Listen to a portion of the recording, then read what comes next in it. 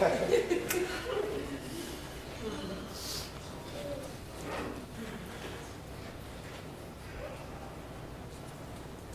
see photos of myself as a kid. Curly brown hair, big red cheeks, and an even bigger smile. I remember one photo of me in a red jumpsuit with white shoes. Can you imagine me in a red jumpsuit? I was cute, really cute. My parents tell me I was a happy little kid. When you look at me now, what do you see? I know you don't see curly brown hair, but what do you see? I don't look at myself too often these days, but when I do, I don't see those red cheeks. I certainly don't see that smile. I used to sleep in my stepsister's room on the floor next to her bed. This was after my folks split and married. I had a room of my own, but I preferred her company, and I'd like to think she might. She's a few years older, but we became close real fast. We talk about school and friends, and sometimes play different games. Like, who could name the most countries beginning with a particular letter? I usually won. But we got older, and eventually, she wanted her own space. And so I left. Seems pretty ordinary, but it wasn't ordinary to me. You see, I had already plenty of material to begin building my walls. The walls that have suffocated me. And so I built. I didn't know it at the time, of course, but I'd later come to learn that I was an excellent builder, fast and efficient. By the time I was a teenager, I'd created a fortress around me, almost impenetrable. She asked me recently, my sister did, Sean, where did my little brother go? And when is he coming back? I don't know.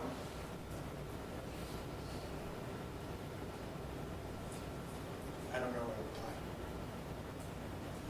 The thing is about walls. They do precisely the thing they're meant to prevent. And for me, inside these walls was my sadness. But outside, my rage. For all the world to see, and hear, and taste, and feel and smell. And that's how it usually goes. But I didn't really know that at the time. Why are you so angry, Sean? Fuck you! That's why.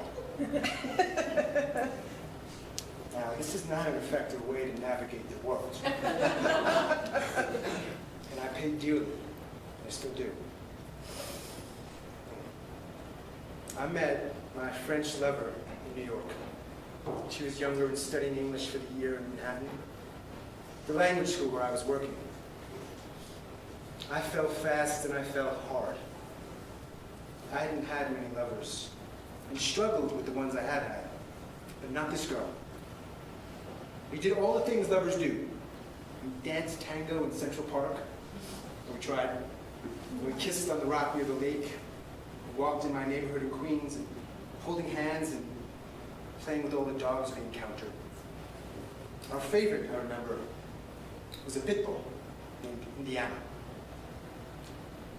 Or when we made love and I'd fall asleep on her stomach and she'd caress the side of my face. Because I liked that. And she knew it. And I told her at a backyard barbecue, I think I'm falling in love with you.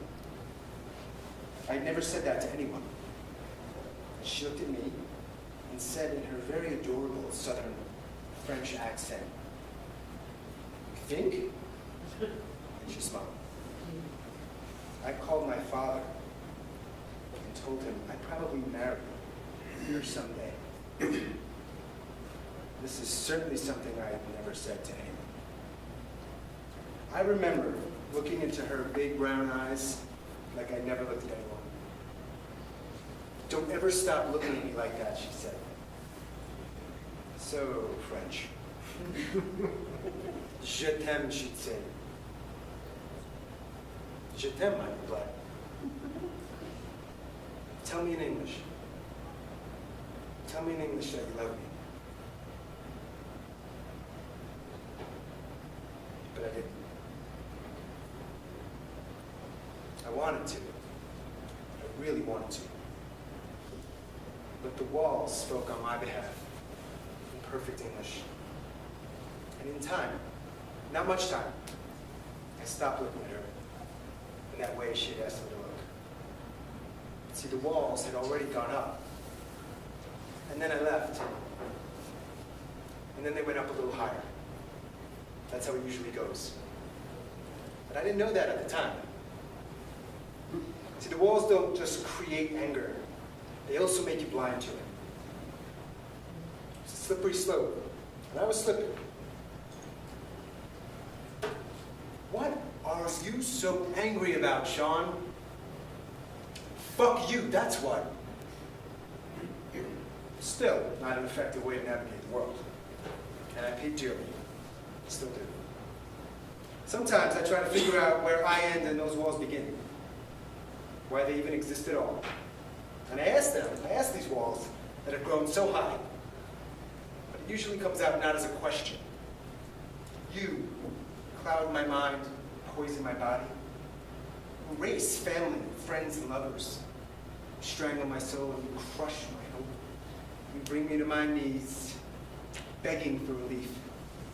You seep into every space of my life. You got me angry about being angry. I'm in northern Tanzania, in a tiny village not much larger than this room, on the eastern slopes of Mount Kilimanjaro. It's autumn. The sun is a giant orange, resting just above the landscape of greens and browns and yellows. But it's what I hear more than see that holds my attention.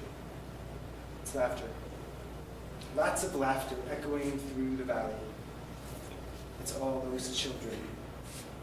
I came here to volunteer at an orphanage in search of an epiphany. An epiphany. I knew I had needed to leave New York, and I followed the advice of a close friend who had come to Africa a few years prior. She said it was something I should do before I die. Well, I felt like I was dying, so I went. Boo Boo and Mashaki were brothers, 1.5 and 3.5. And they weren't actually orphans, but that didn't matter.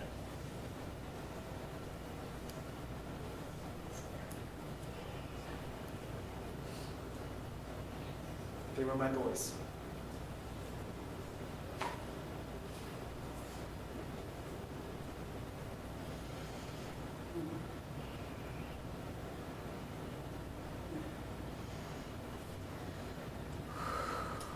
From the moment I saw them,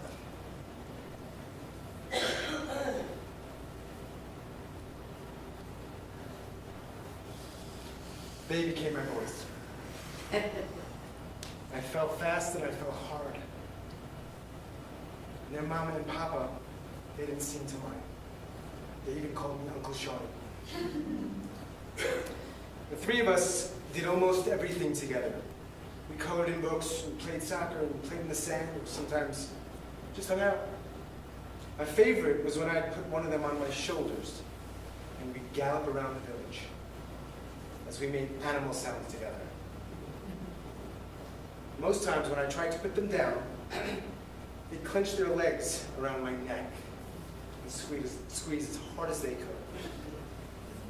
One time, Boo Boo, the younger one, he bit my head. And he giggled for several minutes after. And I giggled right along with him. I wish it had left a scar. Because to me, it was heaven. And I'd certainly never been to heaven. We did this for almost 3 months. and I felt my heart. This was unusual for me, but I felt it for almost 3 months. An open and tender heart. How unusual. How beautiful. Mama held little Boo Boo in her arms, and Mishaki was to her side. We took a photo on top of the hill next to the old white van. Mama told Mishaki I was leaving. He wept.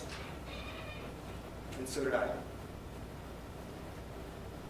And Boo Boo looked at me with his big, brown eyes. And I wept some more. And so did my heart. And then I left. And the walls went up. But not as much. And this time I knew it. I don't really know much about epiphanies, but here's what I do know. Buried in those high walls, along with the sadness and all the other muck I hide from my heart, along with all the stories I've collected over the years, in those walls, there's also hope in the same walls. If those walls could speak to me, ideally not in French, I think this is what they'd say. Sean, now you know.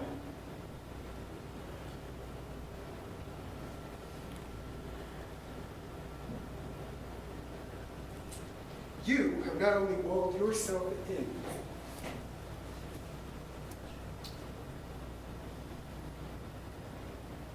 but you have walled everyone else out. You do not need to undo the wall brick by brick, stone by stone. Live with your heart, open and tender, and I'm gone. Poof. Just like that.